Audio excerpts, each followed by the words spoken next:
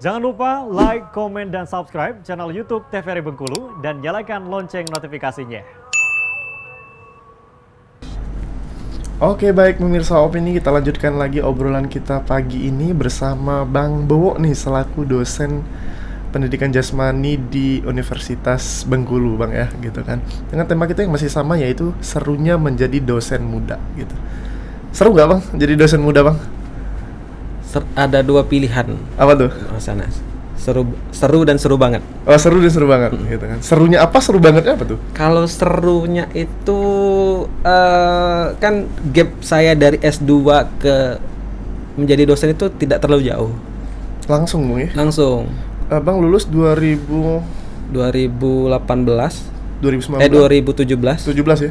Gapnya setahun, 2019 masuk. Jadi ada beberapa angkatan itu yang memang di kampus itu kan ada generasinya angkatan yang malas lulus. Iya. Nah, itu kebetulan saya waktu baru masuk tuh langsung mengajar dia. Iya. Jadi ketika saya tanya di kelas ini ada nggak yang lebih muda daripada saya atau lebih tua daripada saya? Ada yang angkat tangan.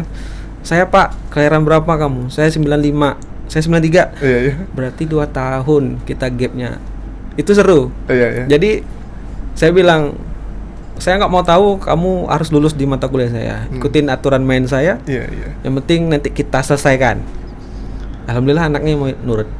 Itu Dan seru. memang benar-benar kayak yang apa ya, Meh? Kayak emang senior junior mungkin, Bang, ya? Iya. Gitu kan?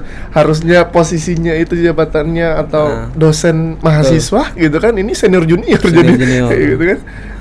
Terus juga karena mungkin masih baru, jadi ketika pergi jalan main keluar, kan kalau dulu style dosen itu kan harus kemeja. Kalau sekarang kan udah ngikutin tren lah, ngikutin zaman. Jadi kalau mungkin beda generasi tuh, beda Bang. generasi, betul. Ya. Kalau senior dulu memang pasti lebih rapi mungkin ya. Lebih rapi. Nah, jadi ketika ada pengalaman lucu ketika saya main jalan-jalan di salah satu mall di Kota Bengkulu.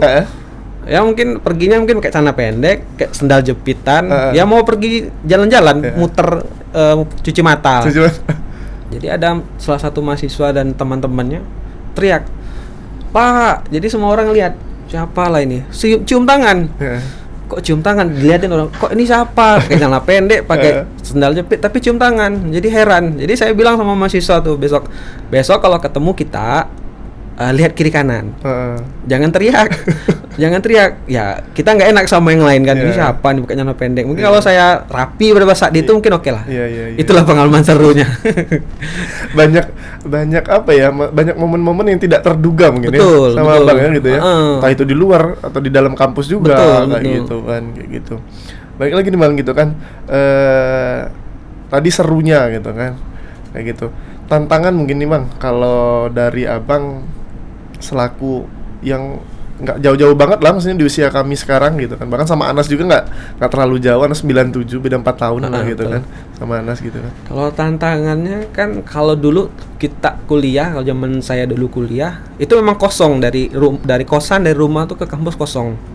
Dalam artian memang tidak mengulang lagi di rumah. Tapi kalau sekarang mahasiswa sekarang trennya berbeda. Mereka sudah punya bahan sendiri di rumah. Nanti kita diskusikan di kampus. Nah, kalau kita nggak siap, kadang kita juga dibantai sama mahasiswa. Pak, itu salah, Pak. Referensi saya yang sudah ada gini. Harusnya seperti ini, Pak. Ya mau tidak mau kan. Oh ya benar. Mungkin saya kelewatan. Dalam artian saya tidak membaca lebih detail. Cuman itu tantangannya. Berarti harus ditambah ulang terus-terusan. Setiap mau ngajar tuh malamnya diapal-apal lagi, diulang lagi materi-materinya. Jadi ya kalau orang olahraga kan senangnya praktek. Iya. Kalau duduk seperti ini pun saya ini aja 5 menit gelisah ini. Gelisah ya. Gelisah. Memang orang lapangan. Orang ya? lapangan ini. Orang lapangan gitu. Tapi tuntutan sekarang harus seperti itu. Apalagi tantangan di mahasiswa pendidikan jasmani terutama itu mereka itu sulit mengekspresikan sesuatu hal.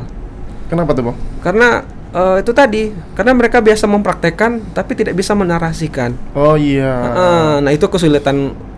Terutama saya juga seperti itu, merasakan waktu kuliah S1 seperti itu, dan mahasiswa sekarang seperti itu. Jadi di sini sudah numpuk di di otaknya udah numpuk. Iya, iya, Tapi ketika ditransfer lewat mulut, putus-putus. Iya.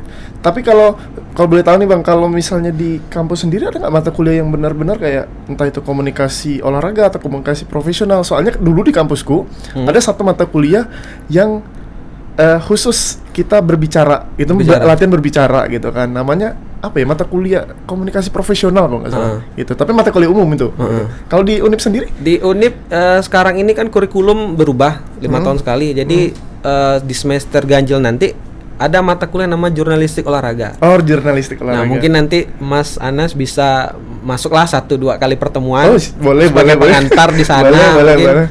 Basicnya sama olahraga kan, yeah. seperti inilah. Jadi kita orang olahraga nggak mesti di lapangan panas-panasan, bisa juga di dalam ruangan. Iya. Karena memang dituntut memang ya. Dituntut sekarang.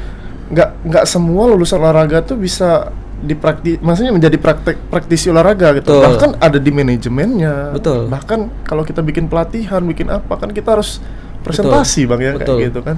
Betul. Kayak gitu. Nah, tadi tantangan udah nih Bang gitu kan. Tapi pasti penasaran juga nih pemirsa opini, bagaimana sih maksudnya tuh kiprah Abang pertama, misalnya tes Abang, apa aja urutan-urutan menjadi seorang dosen tuh kayak gimana sih Bang gitu. Oh ya. Dulu itu 2017 saya tamat, 2018 itu saya honor ngajar di sekolah. Ngajar di sekolah? Ngajar di sekolah 2018 di Kerawang. Oh, di Kerawang. Salah satu sekolahnya punya perusahaan. Jadi anak-anak pabrik itu tuh sekolah di sana. Jadi saya mengajar. Dapat link dari mana Bang? Coba-coba itu ada job fair dulunya namanya. Oh, job fair. Tapi biasanya kita tuh anak olahraga kan solid Bang ya. Gitu Ya. kan. Biasanya kan kalau kita Bang nggak ada nih Kang, nggak ada Mas, nggak ada nih gitu kan. Tolonglah kalau ada kerjaan biasanya langsung di-share tuh. Di-share. Lowongan, Diterima, iya. menerima guru olahraga gitu. Iya, guru olahraga gitu. Jadi 2018 saya coba-coba masuk formasi ASN. Itu berarti sembari mengajar? Sembari mengajar. Dulu coba-coba aja sebenarnya, coba-coba. Ya, kalau alhamdulillah lulus, kalau enggak karena angkatan terakhir penerimaan besar-besaran itu 2015. Oh, 2015. Untuk dosen 2015. Berapa banyak saat itu 2015? Kurang tahu seorang kisarannya ratusan se-Indonesia. Se-Indonesia ratusan ya? Nah, 2018 itu dibuka se-Indonesia lagi. Nah, kebetulan formasinya Bengkulu sebenarnya nggak masuk radar saya. Kenapa tuh? Bengkulu sebenarnya nggak masuk radar. Saya pertama ngambil itu Medan, Pekanbaru. Pilihan ketiganya baru Bengkulu. Cuman karena Medan itu nggak tahu Medan, artian nggak tahu lokasi wilayah. Jadi nggak diambil. Pekanbaru, masa pulang lagi dari Malang, jauhnya pulang lagi ke Padang dekat. Udahlah ambil Bengkulu. Kemudian tes di 2019 ada tes PNS. Mungkin sekarang lagi heboh tes PNS. Ada tes wawancara, praktek mengajar. Nah, alhamdulillahnya itu tadi Mas, karena kita punya basic olahraga. Jadi yang saya tonjolkan ngajar itu ya apa yang bidang olahraga saya. Tenis ya? Tenis lapangan. Gitu ya. Dan juga alhamdulillah kebetulan ya olahraga ini kan nggak semua orang bisa. Nggak semua orang bisa. Karena keahlian yang harus dilatih dari kecil. Dari kecil. Betul. Kalau sekarang kita latih mungkin lama. Benar. Betul. Nah, alhamdulillah dengan olahraga tes lapangan itulah kita bisa masuk. Seperti itu. Gitu. Baik, ditahan lagi mungkin ceritanya Bang gitu kan. Nanti kita akan lanjutkan lagi untuk pemirsa opini. Jangan kemana-mana, tetap di opini obrolan pagi ini.